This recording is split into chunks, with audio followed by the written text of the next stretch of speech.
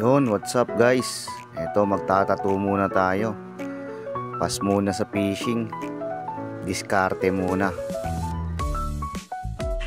Ito, ni-stencil ko na yung design na gagawin ko kay kumpare natin, boss din, na gagawin sa likod niya. Yan, after nito magpe-prepare tayo ng mga gagamitin kasi home service to sa may Sabarte na Balikis, sa may North Olympus. Kaya kailangan kompleto yung dadalhin natin para hindi tayo mapahiya.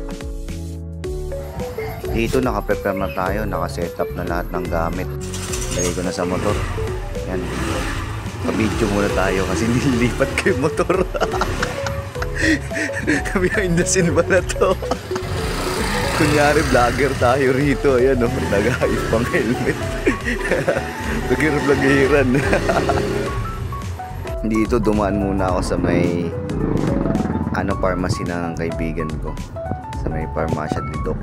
Pero hindi bayad yan sa tropa ko yan, kay Ryan. Yan si James.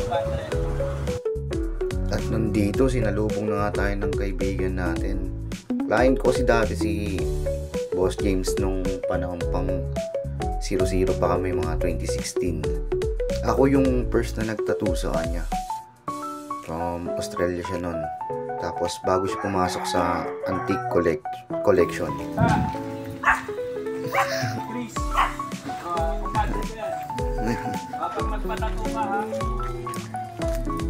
Ay, ito yung likod. Open lang siya, no? Oo. Lawak pala na ito, no? Lawak nito sa likod. Silipin natin doon mamaya. Kaya ito mga Pomeranian yan, no? Ayan. Mga Pomeranian. So ito, ito ng bark. Oo. Ayan. Akala ko ba kanting lote na rin, sa bahay ba? Hindi. Natapat sa likod ko, ginawan ko na lang ng kami na naglinis. Garden. Swerte, no? Ganda, no? Buda-buda. Oh. May Buda tayo. Pwede tayo magkape-kape doon mamaya. Kumain ka na, pre. Oo.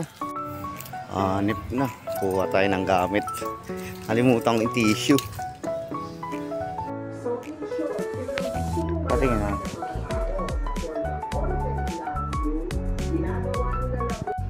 Dito sa part na to, nadikitan natin yung stencil sa buong likod para fit na fit talaga sa may likod ni boss. Nakayakap yung design. Ito, after kong mag-stencil, nagyosi muna ako rito. Tumambay, silip-silip lang ng mini gym niya daw sa mga antiques niya. Antique collector kasi si boss Kaya yan, silip muna. Chill lang. Ay, okay na ako. Pagka tutulog ka, magsabi ka ng Okay muna ako sa kape. Nakatamad gumalaw pag busog Pag busog, nakasantok na. Coffee. Dito nag-start na kami magtatuan. Yan, lining muna tayo, paakyat. Pero mamaya mabilis na lang yan, time-lapse natin. Sa ngayon, shoutout muna tayo dito. Shoutout sa'yo, idol. Kay Elmer Texon Vlog. Shoutout sa'yo, boss, idol. Buhay ka. Yan, session na ulit. Trat. Lining tayo muna, umpisa sa ilalim. Kasi mabubura yung stencil pagka umpisahan mo sa ibabaw agad. Depende naman sa diskarte ng artist yan Kasi minsan may gusto sa taas para hindi masyado masakit. Iwas lang. May parts kasi na masakit, may parts na hindi. Dito fast forward tayo syempre para mas mabilis. After nito, non-lining, coffee break muna sa yosi break. Saka ito yung aso nila nilalaro. Malambing kasi. Pomeranian nila to, dalawa to, yan nasa. Just dito habang nilalaro ko yung aso, biglang dumating si paring James. Dinalan ako ng noodles sa lava cake para makapag full trip recharge muna ng katawan kasi mahaba-habang session pa to, lalo sa shading malaki yung gagawin.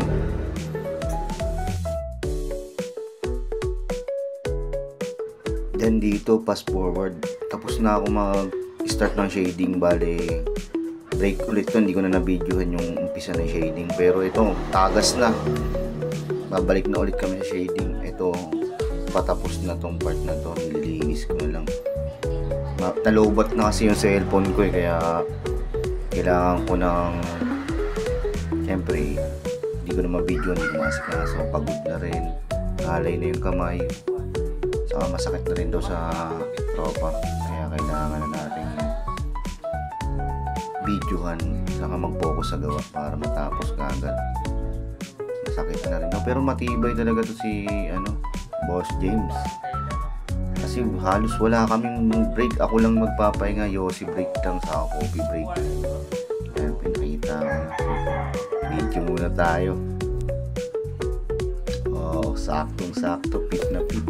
Ito na yung finished product after 7 hours of paint. Medyo matagal din, pero mabilisan lang din talaga to kung tutuusin lang, kasi wala kaming pahinga-pahinga, diretsuhan.